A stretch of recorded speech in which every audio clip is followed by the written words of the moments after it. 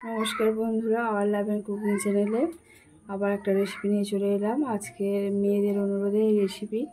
বড় মেয়ে খেতে চেয়েছিল সয়াবিনের তরকারি আর ছোটো মেয়ে চেয়েছিল ডিমের তরকারি, কিন্তু আলাদা আলাদা করার সময় নেই। সেই জন্য বললাম ঠিক আছে, ডিম আর সয়াবিন দিয়ে একসঙ্গে কষা কষা একটা রেসিপি করে দিচ্ছি। তো দেখো, সঙ্গে থাকো। কড়াটা বসিয়ে দিয়েছি, আলু পেঁয়াজ সব কিছু কেটে নিয়েছি, ডিমও সিদ্ধ করে নিয়েছি। কীভাবে এবার করি তোমার ভিডিওটা লক্ষ্য করা। যদি ভিডিওটা ভালো লেগে থাকে তাহলে অবশ্যই লাইক, শেয়ার, সাবস্ক্রাইব করবে, আর অবশ্যই কমেন্ট করে জানাবে কেমন হয়েছে। কড়াটা গরম হয়ে গেছে, তেল দিয়ে দিচ্ছি। বন্ধুরা, এখানে সাদা তেলের ব্যবহার করছি, তোমরা চাইলে সর্ষের তেল ব্যবহার করতে পারো। মূলত গরম পড়েছে বলে আমি সাদা তেলটা ইউজ করছি।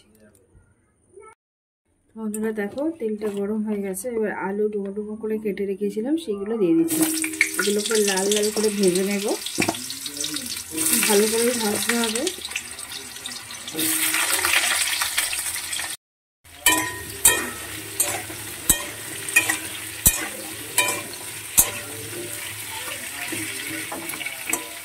লাল লাল করে ভেজে নেব। সামান্য লবণ দিয়ে দিচ্ছি, এখানে হলুদ দেবো না, হলুদটা একেবারে রান্নাতে দেবো। এটা মোটামুটি ভাজা হয়ে গেছে, আপনি এখানে ভেজে আমি এটাকে তুলে নেব। ভাজা হয়ে গেছে, এবার তুলে নিচ্ছি।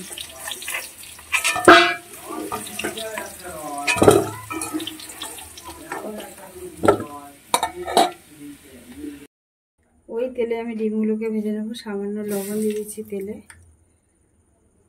ডিমগুলোকে ছেড়ে দিচ্ছি।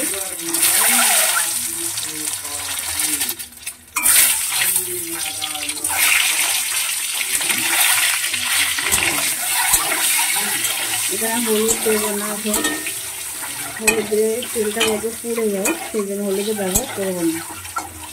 ডিমগুলোকে আমি ভালো করে ভেজে নেব।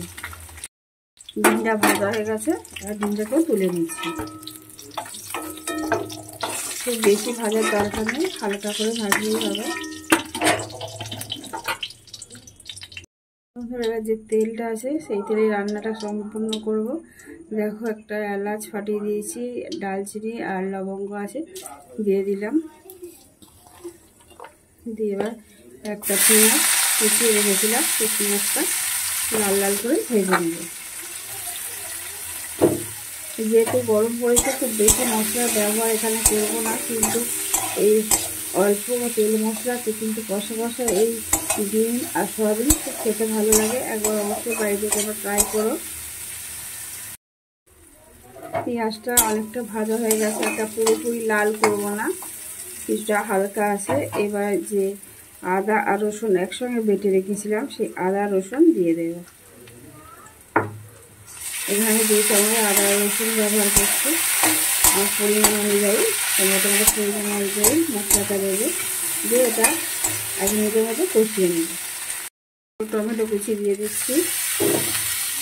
এখানে বড় টমেটো নয়, মাঝারি একটু ছোটো টমেটো, ওই জন্য দুটো ব্যবহার করেছি। ওই টমেটো দুটোকে ভালো করে এই পেঁয়াজ আদা রসুনের সঙ্গে দিয়ে দেবো, সামান্য লবণ দেবো। দিয়ে আরও মিনিট সঙ্গে ভালো করে কষিয়ে নেব। আর বন্ধুরা দেখো, হলুদ গুঁড়ো দিয়ে দিচ্ছি 1 চামচ, লঙ্কা গুঁড়ো দিয়ে দিচ্ছি 1 চামচ, আর স্বাদ অনুযায়ী লবণ দিয়ে দিচ্ছি আরও কিছুটা। আগে কিছুটা দিয়েছিলাম টমেটোর জন্য।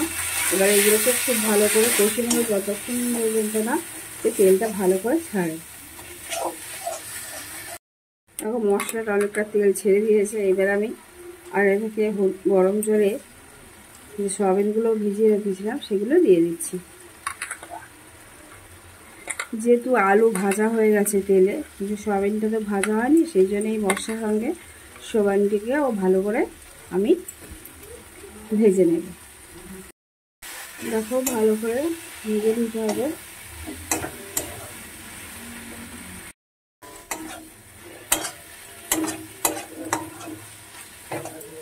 ভালো করে ভাজা হয়ে গেছে মশলার সঙ্গে। এবার ভেজে রাখা আলুটা দিয়ে দেব। ভেজে রাখা আলুগুলোকে দিয়ে দিচ্ছি। দিয়ে আলুগুলোকে খুব ভালো করে আমি একই সঙ্গে সয়াবিনের সঙ্গে ভেজে নেব, আর মশলাটাকেও ভালো করে ভেজে নেব। দেখো ঠান্ডা কষানো হয়ে গেছে আলু আর সয়াবিনটাকে। এবার আমি গরম জল করে রেখেছি, সেই গরম জলটা দিয়ে দেবো। রান্নাতে গরম জল দিলে তাড়াতাড়ি রান্নাটা হয়ে যায়, সময়টা অনেকটা সাশ্রয় হয়। খুব বেশি জল দেবো না, যেহেতু কষা কষা হবে, পরিমাণ মতো আমি জল দিয়ে দেবো। আলুটা সিদ্ধ হতে যতটাই জল দরকার ততটাই জল দিলাম। আমি ঢাকনা দিয়ে রেখে দেবো 5 মিনিট, আলুটা সিদ্ধ হওয়া পর্যন্ত অপেক্ষা করবো। দেখুন বন্ধুরা, দেখো হয়ে গেছে সিদ্ধ। ডিমগুলোকে দিয়ে দিচ্ছি, দিয়ে আলু মিনিট 2 আমি ফুটিয়ে নেবো। ফুটিয়ে নিয়ে রেডি হয়ে যাবে আমার সোয়া আর এগ কারি আর সয়াবিন ডিমের কষা। বন্ধুরা, এই সিম্পল রেসিপি যদি তোমাদের ভালো লেগে থাকে তাহলে অবশ্যই লাইক করে দিও, কমেন্ট করে জানিও কেমন হয়েছে। 2 মিনিট পরে ফিরে আসছে। বন্ধুরা দেখো হয়ে গেছে, এখানে কষা কষা সয়াবিন আর ডিমের তরকারি। দেখো এবার আমি ধনেপাতা ছড়িয়ে দিচ্ছি, এবার আমি অফ করে দেব। হয়ে গেছে।